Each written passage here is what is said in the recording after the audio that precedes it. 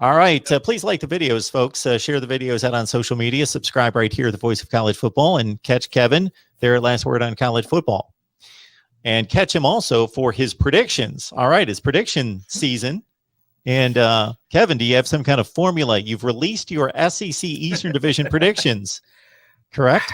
Yes, I did. I don't know if it's really a formula. It's just, literally I sat and kind of looked at the schedules and went game by game of the games I think that, each team could win. And I think Georgia, I think Georgia loses to Clemson. Now, a lot of people think Georgia's going to beat Clemson, but I have Georgia picked number 1 in the SEC East. I have them going 11-1, basically losing to Clemson and then running the table the rest of the way. Then I have Kentucky and Florida at 9-3. And I did put Florida, you could say alphabetically, you could say however you want to do it. But I have Kentucky and Florida both at 9-3. And that game on October 2nd probably will decide who is second place in the SEC. Now, I think Kentucky loses to Georgia. And if we're being honest, if you go by the numbers, when you've lost 33 out of 34 or whatever it is to somebody, it's hard to sit there and say Kentucky's going to beat Florida.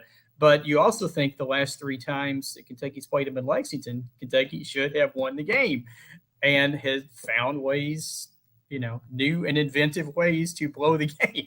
I mean, that's the only other way, the only way you can describe it, leaving a receiver open twice, having 10 guys on the field and leaving receivers open, getting beat by backup quarterback, just if there's a way, unfortunately, Kentucky has done that over the years. But like I said, I've got Kentucky at 9-3. I've got Florida at 9-3. I've got, I think it was Missouri 8-4, and then Tennessee 5-7. I believe it was Carolina was 4-8. Vandy was 2-10. So I don't know. I can't remember. Had you done? I know you've done a lot of the SEC. I don't know if you've done Kentucky's yet for your. No Kentucky out of me yet. For your videos, no Kentucky I know last year you picked them to win the SEC East, but and I always told you I thought you were a year ahead, but but we'll see. But I think 9-3. I think Kentucky is to that point where a 6-7 win season is almost a disappointment. When do you think you would ever hear that? I've been coming on with you for years. When do you think you would ever hear that with Kentucky football? But, I think honestly, I think this season, anything other than 8 wins, anything less than 8 wins is kind of a disappointment. So I don't know. We'll see what happens. I think they win their first 4. I think they win the last 4. It's the 4 in the middle that are going to determine the season. And that's, you have Florida. I think it's Florida, LSU, Georgia, right there, 3 weeks in a row. That's going to be kind of a brutal stretch right there. So. Well, as of this recording, Ole Miss is the last SEC team I released, and the last team I released. I've only released Tennessee out of the SEC East. I'm only about 12 or 13 teams deep. I got a long way to go. I got to kick it into gear.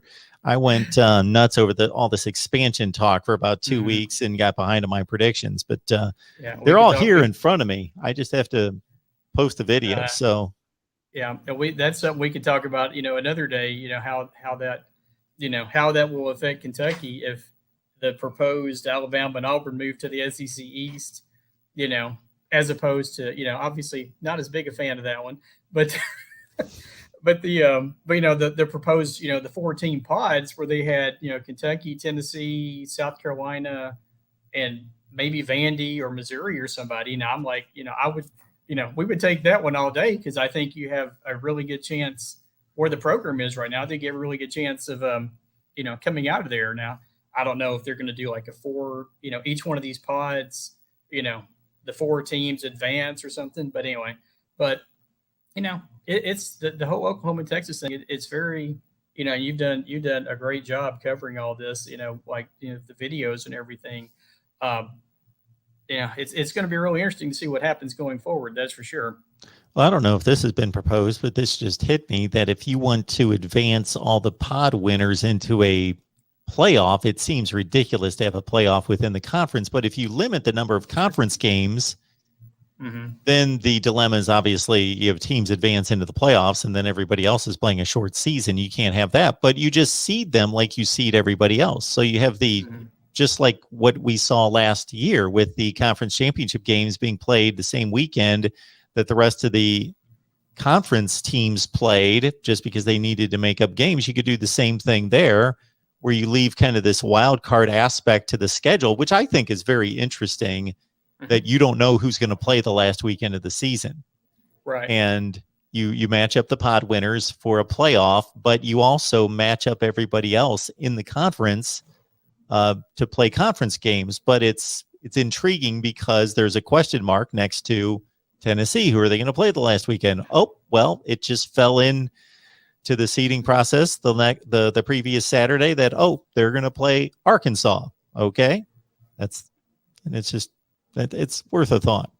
Yeah, no, it really is. Like I said, and whether it's really 2025 or it's sometime before that, it's going to be, like I said, from a football fan standpoint. I mean, literally, you might have some of these dream matchups. Every year, you're going to have the Alabama playing Oklahoma, or Alabama playing Texas, or however that's going to work. Now, if the SEC goes to a 9-game schedule, from the Kentucky standpoint, I wonder if they're going to, unless the SEC makes them, I wonder if they might drop the Louisville game, because Kentucky likes to have those.